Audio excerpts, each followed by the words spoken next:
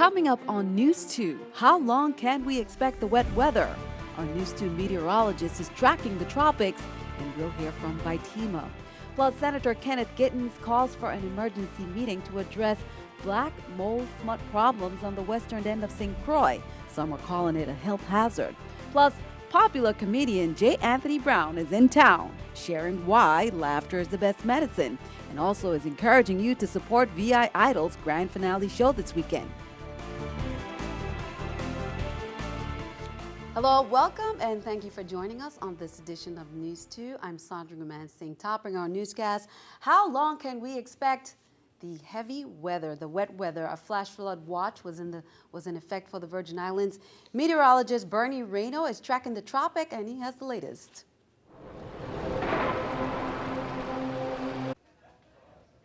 Well, Sandy, we continue to watch heavy rain, although most of that heavy rain is now pushing to our west across Puerto Rico. Nonetheless, you can still see all the rain wrapping in from the south and east. Flash flood watches continue right through Saturday morning. Rain at times tonight, rumbles of thunder, still locally heavy rain, and there will still be the potential for flash flooding. But things will start to improve by the second half of the weekend. I'll be back in just a little bit with all the details. Sandy? And like Bernie says, Friday morning was nothing but heavy rain showers across the territory. Meteorologists continue to monitor the system and issued flood advisories for the VI.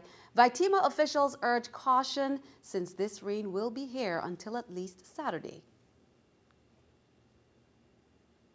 It's actually north of us already, but the back end of it still has a tail, and we'll be seeing quite a bit of it through probably midday tomorrow. The good thing about this is that we don't expect a lot of wind to be attached to it or to come with it, but we will have water.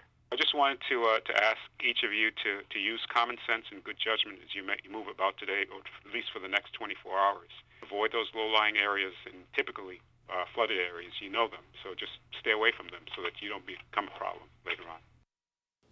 And be sure to stick around for more on the weather later in the newscast. In other news, Senator Kenneth Gittens is calling for a meeting to address concerns raised by his constituents about the growing problem of black mold on their homes. Gittens wrote to Senate President Sean Michael Malone to request the emergency meeting. He says residents say it's an issue going on for nearly 3 years now. News 2's Erica Parsons has more.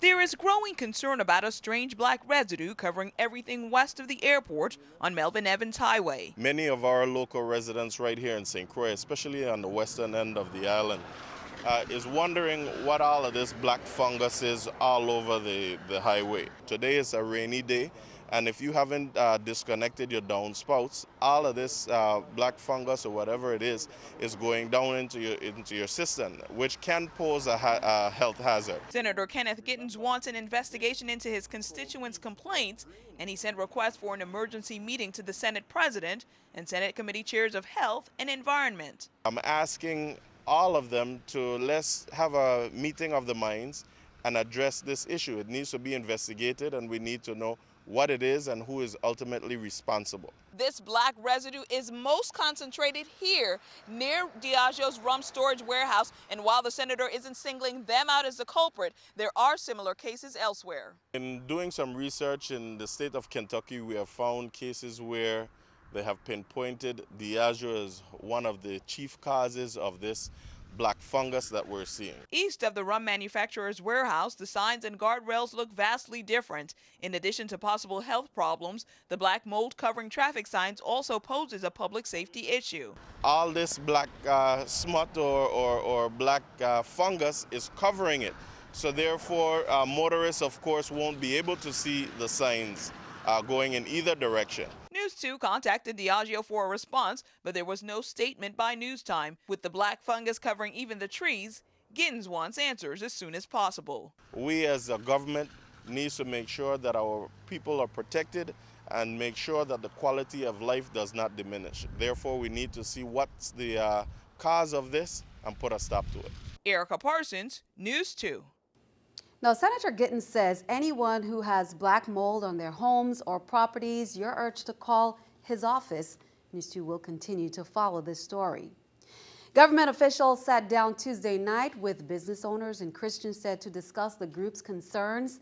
The retailers discussed the ongoing incidents of crime, poor lighting, and other issues. They also talked about the need for increased police presence. Representatives from VIPD, Licensing and Consumer Affairs, and the governor's office were present at Mr. Dion's request to talk about solutions. There's always some ongoing concerns. With the recent rash of crimes, the latest robbery, we felt it was important that we sit and talk to them and so we can come up with some solutions. There were some issues with respect to an anti-smoking bill, but more importantly, I think that one of the biggest issues was a police presence again in the towns. But we want to show our residents, not only our business owners, but the residents across St. Croix, that police presence is very important in all neighborhoods. But we are going to do as much work as we can to make sure that there's some police presence in the town of Christiansted, because a lot of folks want to go out to have, lunch and dinner in the evenings, and you want to feel safe. Virgin Islands Police Commissioner Rodney Carrad Sr. commented on the recent conviction of 2 robbery suspects, as well as complimented the working relationship between the U.S. Attorney's Office, the Federal Bureau of Investigations, and the Virgin Islands Police Department. Commissioner Carrad said on Wednesday, August 20th, 2014, a press release was released from the Office of the United States Attorney, Ronald Sharp, which headlined 3 St. Croix men sentenced to 10 years in prison for federal firearms offense and robbery 3rd degree. Francisco Cisco Hassel III, age 29, Edwin Hedrickson Jr., age 28, and Russell Romeo Encarnacion.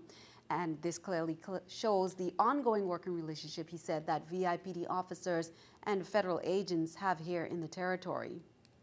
One Voice Virgin Islands is inviting the entire community to a pro-family march and concert in support of traditional marriage.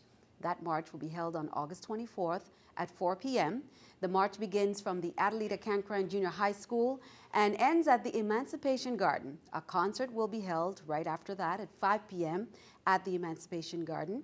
Again, that's this Sunday at 4 p.m. We are marching because of the proposed bill by Senator Judy Buckley. It's not a bill, but it's a proposal to change the definition of a traditional marriage from one man, one woman to 2 persons. Now, it's just a proposal, but if we don't raise our voice now, who will raise the voice against it? This is just the beginning. There are a myriad of issues: violence, gun violence, educational failures, accountability in government. But we're focused on this one event about the family, because the family is the basic building block.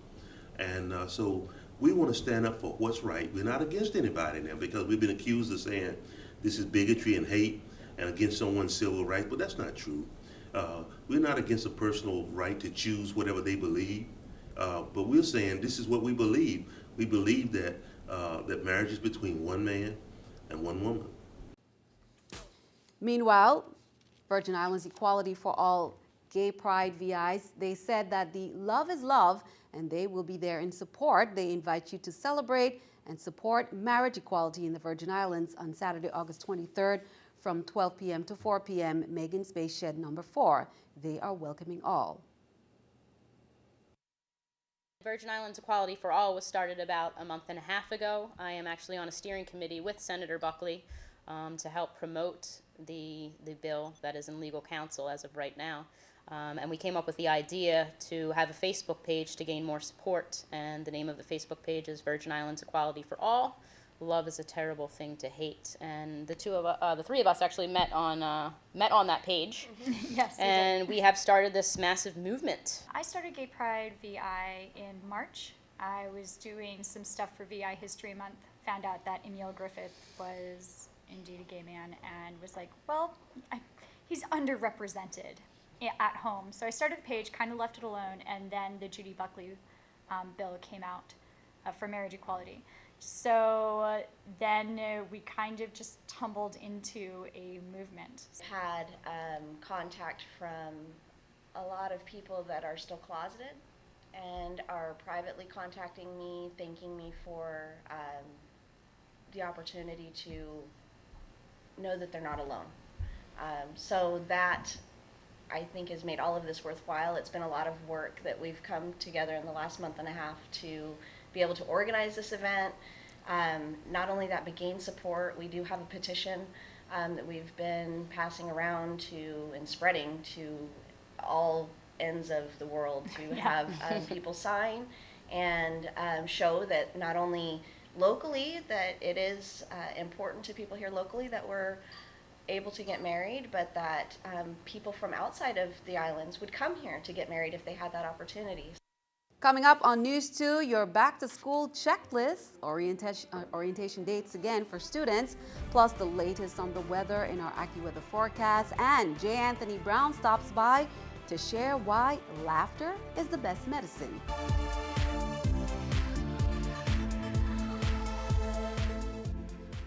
Well, as you know, VI Idol is coming up this weekend on Saturday at the Reichel Center. The best of the best go head-to-head for prizes, including the opportunity to record in a studio.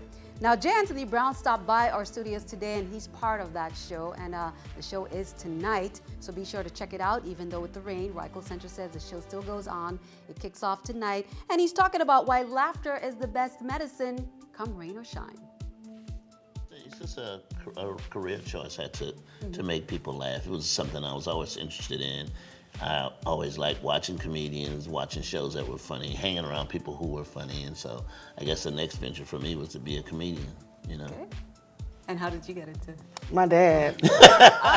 Jay is my dad. I don't know. It just happened all of a sudden. I started doing it. It's like therapy for me.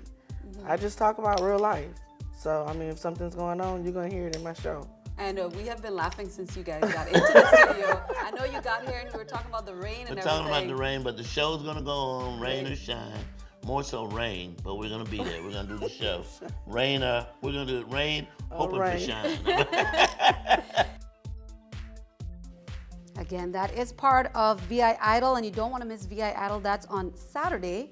And all the best go head-to-head for top prizes and lots of guests, special guests in store. Be sure to check that out. Pistarckle Theater Education Department held a 4-week leadership camp entitled Stopping Crime Starts at the Root, with a focus on cyberbullying and bullying.